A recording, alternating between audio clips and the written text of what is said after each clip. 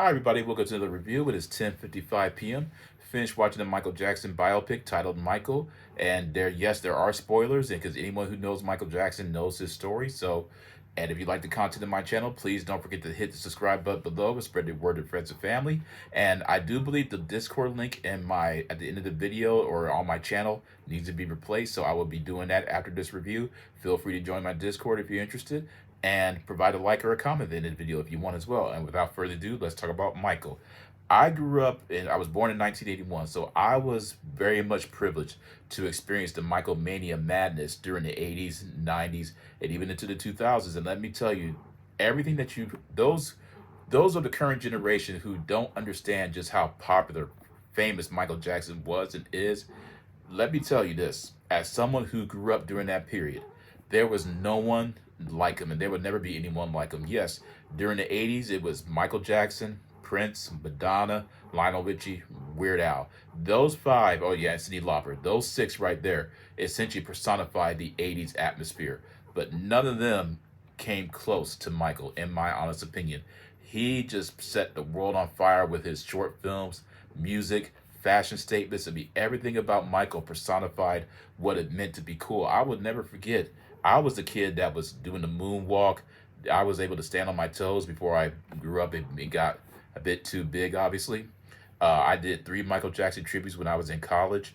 My dad took me to see Michael Jackson when we lived in Germany. My mother bought tickets for me as a birthday gift, and she had to go TDY. My dad and I went to the Cologne Stadium, and there were 2 opening acts that we had to endure, and still to this very day. My thought process still tries to figure out why my father had us dress up, like we were going to church. I'm talking about were wearing our church clothes and wearing dress shoes. Our feet and back was hurting. I was ready to go at that point because it was my first concert experience, and I thought I was going to be seeing Michael Jackson all the way through.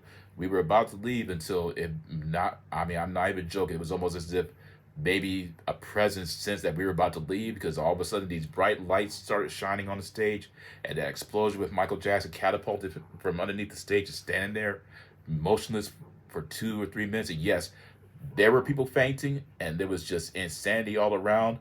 And during when the show started, my dad looked at me. We both looked at each other. He said, "Son, I think I've forgotten all about my feet and back hurting." And that's exactly what happened. That was one of the greatest shows of my life, and I will never forget it. I cherish it deeply with my heart. Um, so this film is telling the story of Michael Jackson's beginning during the Jackson 5, going into his solo career, and it ends during the bad era.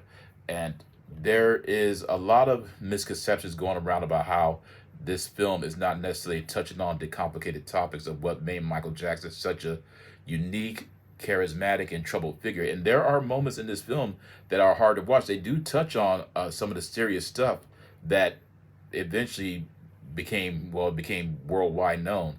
And it's quite painful, because Michael Jackson did go through a significant amount of pain in order to become what he did. And the performance of Jafar Jackson, let me tell you, Jafar Jackson channeled everything he had in this performance. And you could tell just how much he admired and loved his uncle to death, because there are moments in this film where I completely forgot it was Jafar. He looked and even sounded like him when he spoke. And that was chilling. Just the fact that he was able to channel such a mysterious persona in a way that you didn't think was possible. Yes, there are a lot of scenes where you could tell, okay, that's not how Michael moved, but man, his dancing was so refined and precise and tight. You did find yourself going, man, he did that a whole lot better than Michael. But it's still there are still scenes where you're like, okay, yeah, he didn't do that nearly as well as Michael, nearly as perfect. But either way, if the reason why that I'm saying this, because this film needs to be a success, because Jafar Jackson and the rest of the Jackson family put their heart or soul into this, and he worked his butt off to really capture what his uncle represented, and what his uncle earned. And the performance that he gave was outstanding. I wouldn't be surprised if he's nominated for Academy Award and wins it, because by God, he was just absolutely wonderful. You had Coleman Domingo, who played Joe Jackson, he did an amazing job as well. He was a highlight. He captured that whole intensity and fear that he instilled. Yeah, he represented the blue collar, hardworking individual who wanted to see his family come out of Gary, Indiana, and into the success that they did become. But he really just gave you that sense of, man, this is a man who really just he wanted it so bad it's almost as if he forgot how to be a human being or to be a father to his children.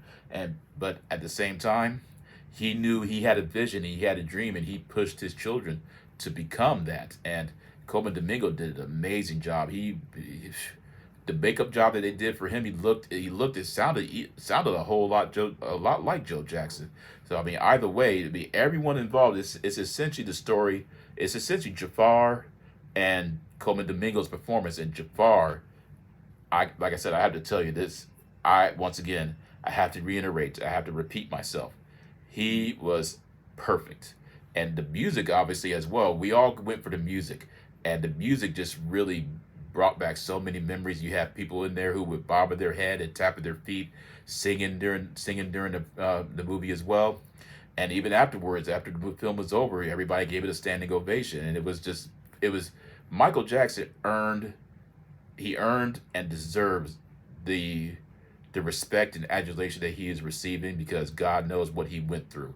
And I want this film to be a massive success because anyone who deserves and earns it is definitely Michael Jackson. And this film is wonderfully paced as well too. There was not one moment where I looked at my phone. I was completely locked in and glued to everything that was happening on the screen, and just the music was all over the place. It hit you in the appropriate spots. There's a significant amount of emotional moments, and there's going to be some things that have been skipped over. There are people who have been omitted for whatever reason, but I ask that you please go watch this film because it is absolutely worth every single penny, and it needs to become the biggest film in 2026, excuse me.